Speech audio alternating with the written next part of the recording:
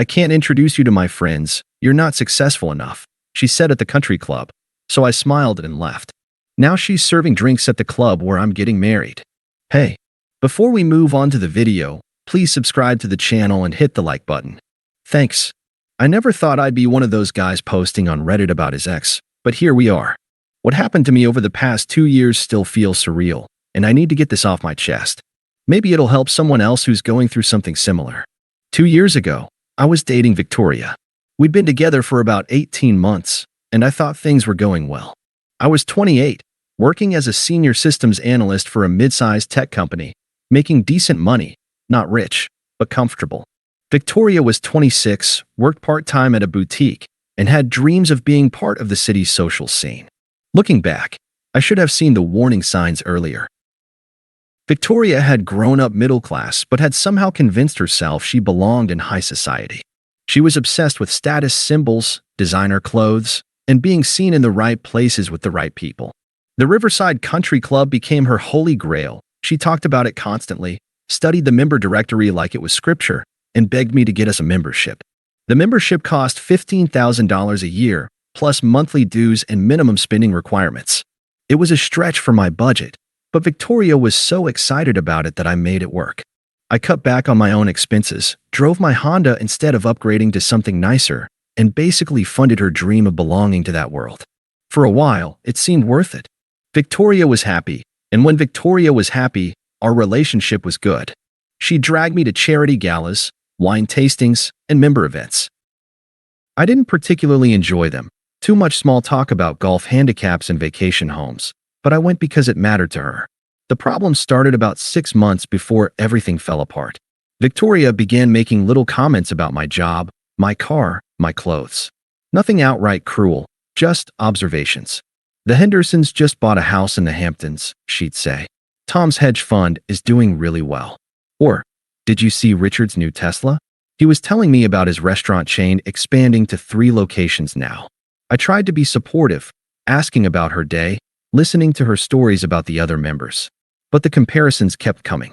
She'd mention how successful other men were, how they'd really made something of themselves, how they could provide a certain lifestyle. The night everything changed was the annual charity gala. Victoria had spent weeks preparing a $2,000 dress, which I paid for, professional hair and makeup, the works. I wore my best suit, the one I'd bought for my sister's wedding 2 years prior. Victoria took one look at me and sighed. Is that really what you're wearing? She asked. It's my best suit, Victoria. It's a good suit. It's just, never mind. Let's go. The gala was the usual affair. Overpriced drinks, rubber chicken dinner, and a silent auction where people bid ridiculous amounts on weekend getaways to feel charitable. Victoria was in her element, flitting from group to group, laughing at jokes that weren't funny, and complimenting women whose names she'd memorized from social media. I was standing at the bar, nursing a whiskey, when the Hendersons approached. Tom Henderson owned a small investment firm, and his wife Karen was one of those women who measured her worth in handbag brands. Victoria, Karen air-kissed her cheeks. You look absolutely stunning. And Mark, how are you? I'm well, thank you. How's the new house? Oh, it's wonderful. Tom's been working so hard. The firm's having its best year ever. We're thinking about getting a place in Aspen too. I smiled and nodded, used to these conversations by now. But then I noticed Victoria's face. She looked ashamed, embarrassed. Mark works in tech, Victoria said quickly, as if she needed to explain my presence. Oh, how interesting, Karen said with that polite smile rich people use when they're not actually interested. What kind of tech? I'm a senior systems analyst. I work on, he does computer stuff, Victoria interrupted. Nothing too exciting. The conversation moved on, but I couldn't shake Victoria's tone. Nothing too exciting. I'd helped design the security system for 3 major hospitals, but to Victoria, it was just computer stuff. Later, as we were leaving, I brought it up. Everything okay tonight? You seemed a little off. Victoria stopped walking and turned to face me. We were in the parking lot, under the soft glow of the country club's exterior lighting. I can't keep doing this, Mark. Doing what? Introducing you to my friends. Making excuses for why you're not as successful as their husbands. It's exhausting. I felt like I'd been punched. Excuses? What excuses? Oh, come on. You drive a Honda, Mark. A Honda. Do you know what Tom Henderson drives? A Porsche. Richard has a Tesla and a BMW. And here I am, explaining why my boyfriend's car is the oldest one in the valet line. I thought we were building something together, Victoria. I thought you cared about me, not my car. I do care about you, but I also care about my reputation. These people, they matter. They have connections, opportunities. And you. She gestured at me, struggling for words. You're just not successful enough for this world. This world that I'm paying for you to be part of. And I'm grateful, but I can't live my whole life being grateful for mediocrity. I deserve more than a boyfriend who thinks a promotion to senior analyst is a big deal. I stood there, processing her words. 2 years of relationship, 18 months of supporting her dreams, and this is how she saw me.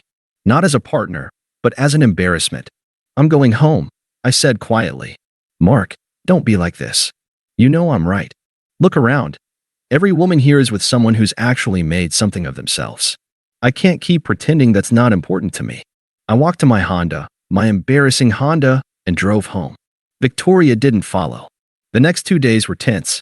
We barely spoke, moving around our shared apartment like polite strangers.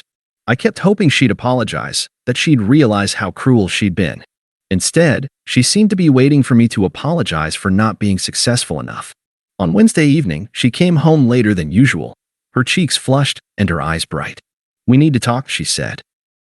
I muted the TV and turned to face her. Okay, I need to tell you something. Richard and I, we've been seeing each other.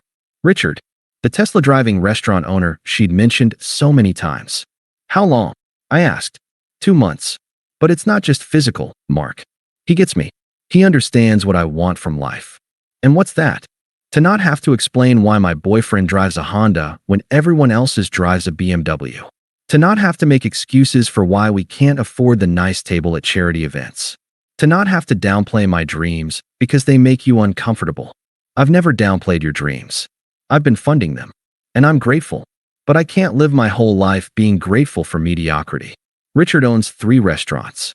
He has a house in the Hamptons. He's taking me there this weekend. I felt strangely calm. Not angry, not devastated, just done. I hope you're happy, Victoria. She seemed surprised by my reaction. That's it. You're not going to fight for us. What's there to fight for? You've made it clear I'm not enough for you. You could be more, Mark. You could try harder, want more, be more ambitious. I could. But I don't think that's what this is about. I think you've already decided what you want, and it's not me. She was quiet for a long moment. Then she went to our bedroom, my bedroom now, and started packing.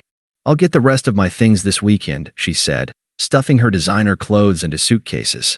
Richard's sending a car for me. Of course he is. Don't look at me like that. You'll find someone who's happy with this. Someone who doesn't want more from life. Is that what you think of me? That I don't want more? I think you're comfortable with average. And I'm not. Richard's house has a pool, Mark. A pool. And a wine cellar. And a 3-car garage. Sounds perfect for you. It is. Finally. She left that night, and I never saw her again. Well, until recently. But I'm getting ahead of myself. The first few weeks were strange.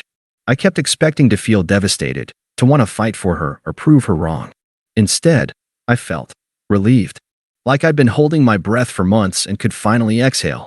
I canceled her country club membership the next day, and her credit cards, and removed her from my apartment lease.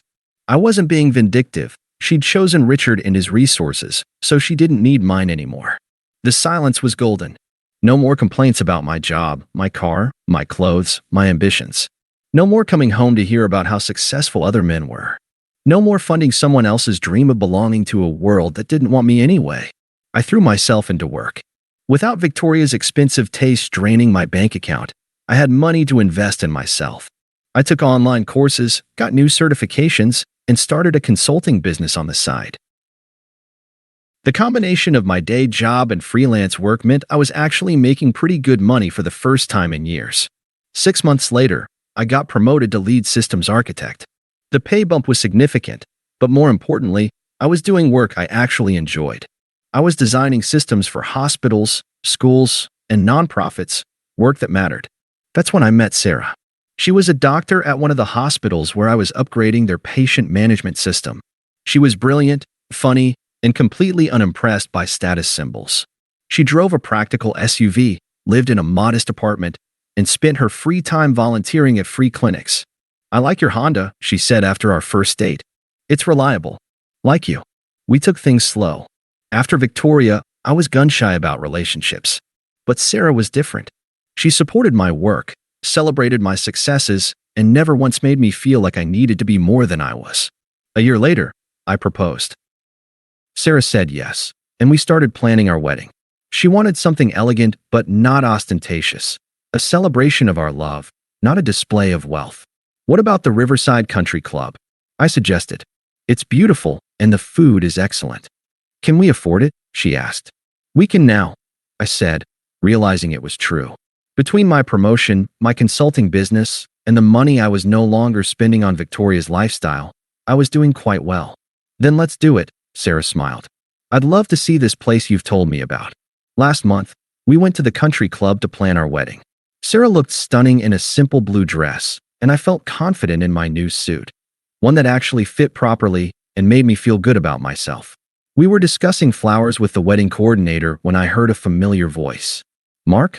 Oh my God, Mark, I didn't know you were. Is this your wedding?" I turned around and there she was.